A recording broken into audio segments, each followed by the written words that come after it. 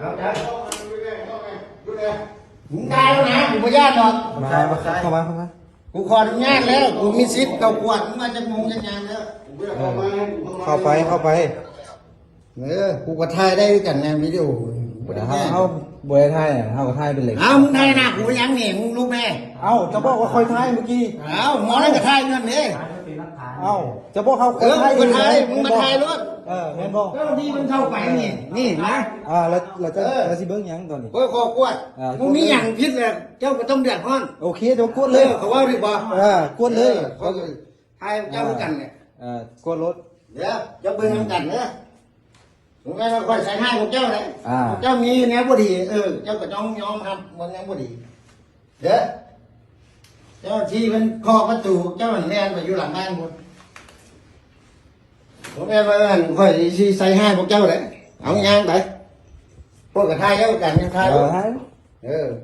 กูมีอย่างเดียวเจ้าก็ต้องเดือดร้อน สวัสดีครับพี่น้องเบิร์ดสุขคนเนาะวันนี้มาพบมาพบกับบอยอดพี่น้องเช่นเก่าเช่นเคยเนาะซึ่งว่าบอยอดก็ได้เห็นเนาะคลิปหนึ่งพี่น้องซึ่งว่าเป็นคลิปของทางกองหลอดบ้านเนาะเข้าไปตรวจสอบ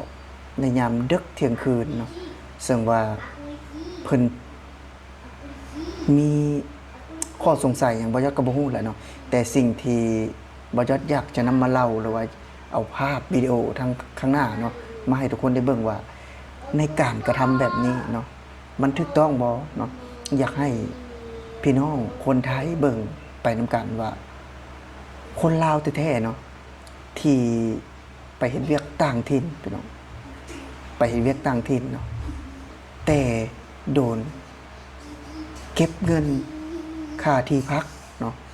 ยังบ่พอพี่น้องแถมยังคุกคามเนาะในยาม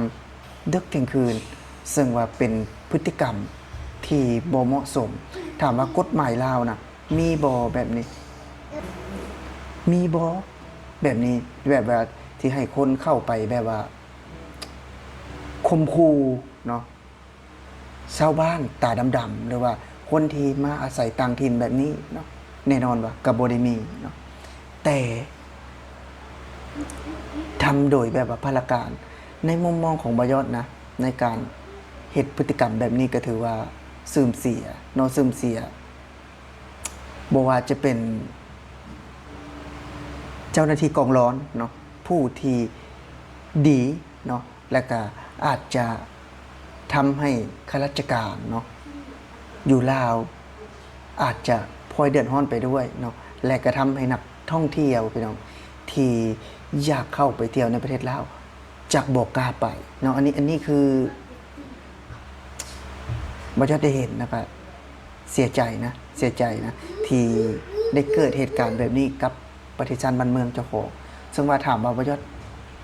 อยากเว้าบ่เรื่องบ่ยอดบ่ได้อยากออกมาเว้านะเนาะแต่ว่ามันก็เกิดเนาะพี่น้องเนาะมันเกิดไปคือหนุ่มลาวผู้นี้เพิ่นบ่ได้แบบว่าคัดค้านเด้ว่าเพิ่นมาอยู่ต่างถิ่นแล้วเสียเงินเนาะแต่เพิ่นยังค้างคาใจว่าดึกเที่ยงคืนแล้วเนาะสิเข้ามาตรวจสอบเป็นหยังเนาะเพิ่นบ่ได้มีการทะเลาะวิวาทเนาะบ่ได้ไปขโมยของผู้อื่นเนาะแต่เข้ามาตรวจสอบเนาะว่าสงสัยบ่จักก็บ่ฮู้ล่ะเนาะว่าเพิ่นสงสัยหยังเนาะสงสัยในเรื่องราวแบบใดซึ่งว่าบ่ยอดได้เห็นก็เป็นพฤติกรรมที่บ่เหมาะสมพฤติกรรมที่บ่เหมาะสมแล้วก็หลายคนบ่ยอดก็เชื่อเลยว่าคือจะเหม็นขี้หน้าเนาะเหม็นขี้หน้ากองหลอนลาวแล้วเนาะกองหลอนที่ทำงานอยากแต่รีดไถเนาะอยากแต่เห็นแก่ได้เนาะซึ่งว่าถ้าหากว่ากองร้อนเนาะมีหน้าที่ป้องกันเนาะความสงบป้องกันเพื่อบ่ให้เกิดอันตรายแก่ชาวบ้านเนาะแต่นี่กองหลอนกลับมา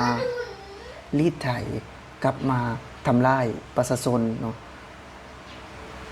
แน่นอนว่าแบบว่ามันเฮ็ดให้กรณีแบบนี้เนาะมันแบบว่าหลายฝ่ายเนาะกระทบเถียงกันว่า เหมาะสมบ่เนาะพฤติกรรมแบบนี้น่ะ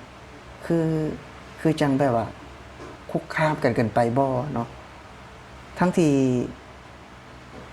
กฎหมายลาวเนาะก็บ่ได้บอกไว้ว่ากองหลอนต้องไปรีดไถเนาะกองหลอนต้องไปรีดไถประชาชนนะเนาะ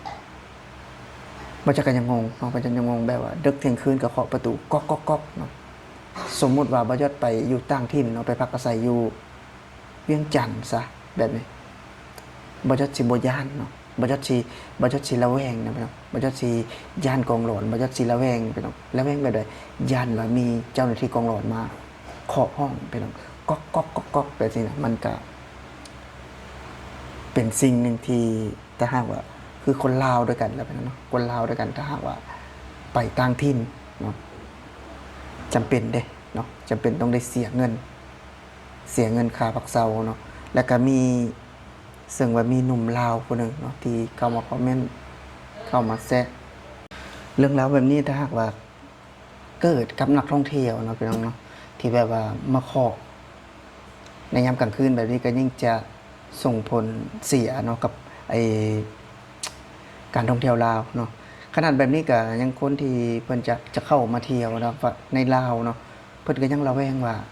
จะมีเจ้าหน้าที่เนาะกองหลอนนี่เข้ามารีดไถบ่เนาะเข้ามาปุ้นจี้บ่เพราะว่าคือระแวงไปเบิดเนาะขนาดนักท่องเที่ยวที่เพิ่นเคยมาเที่ยวแล้วเพิ่นก็ยังย้านพี่น้องเพิ่นก็ยังย้านเนาะคือนักท่องเที่ยวต่างชาติบ่โดยเฉพาะนักท่องเที่ยวไทยเนาะที่เข้าไปเที่ยวในประเทศลาวนี่ถือว่าหลายสุดแล้วเนาะที่ชาวบ่ยอดเห็นเนาะเพิ่นก็ยังระแวงว่าถ้าหากว่าเพิ่นไปนี่เจ้าหน้าที่กองหลอนนี่จะเฮ็ดพฤติกรรมแบบนี้บ่เนาะคือจังหลายๆเคสเนาะที่บ่ยอดเห็นว่ากองหลอนเนาะรีดไถเงินพี่น้องคนไทยเนาะไม่ใช่ว่าแต่กองหลอนนะเป็นเนาะเจ้าหน้าที่เนาะขับรถโดยสารยังรีดไถเลยรีดไถแบบใดบอก100เอา250ฮะพี่น้องรีดไถกันหน้าด้านๆเนาะหรือว่าโกงกันหน้าด้านๆนี่ก็เป็นการรีดไถอีกช่องทางหนึ่งพี่น้องบ่แม่นจะเจ้าหน้าที่กองหลอนเด้เนาะคนเหล่านี้ก็ถือว่าสวยโอกาสเนาะทำพฤติกรรมแบบว่าบ่เหมาะสมคือจังเฮาได้เห็นหลายๆอย่างเนาะแล้วก็สิ่งที่มันเกิดขึ้นนะตอนนี้นะอยู่บ้านเฮาก็ถือว่าเรื่องการโกงเนาะพี่น้องเรื่องการโกงแล้วก็เรื่องเจ้าหน้าที่กองหลอนแล้วก็ต้องที่ทำตัวเป็นใหญ่เนาะทำตัวเป็นใหญ่แล้วก็เฮ็ดพฤติตัวแบบว่าเฮ็ดพฤติกรรมนี่บ่เหมาะสมเลยนะพี่น้องบ่เหมาะสมเลยคือจังบ่ยอดเองก็เป็นคนหนึ่งที่อยู่ในลาวนะแต่ก็บ่ได้มักเนาะบ่ได้มักคือเจ้าหน้าที่ที่ปฏิบัติหน้าที่แบบว่าบ่ถูกต้องเนาะแม่นอยู่ว่าเขตนั้นขึ้นกับบ้านเจ้าเนาะเจ้าอยากเฮ็ดหยังก็เฮ็ดอยู่ในเกตเนาะแบบว่าอยู่ในกรอบให้มันพอดีซึ่งว่าแบบนี้ก็มันก็เกินไปเนาะเที่ยงคืนก็จะไปเคาะก๊อกๆๆๆเนาะแต่ว่ามีเหตุหยังก็ตื่นมาเฮาก็เข้าไปตรวจสอบก็ได้เนาะเพราะว่าคือเฮาก็บ่ฮู้ว่าในห้องนั้นมีหยังแน่เนาะแน่นอนก็มีสายบ่เนาะสมมุติว่ามีสายเจ้าหน้าที่ตำรวจบ่ที่แบบว่าอาจจะมีการส่งยาเสพติดมาหยังก็พากันไปเนาะสมมุติว่าถ้าหากว่าในกรณีที่สงสัยแบบนั้นเนาะอันนี้มาก็ยังบ่ได้ฮู้ว่า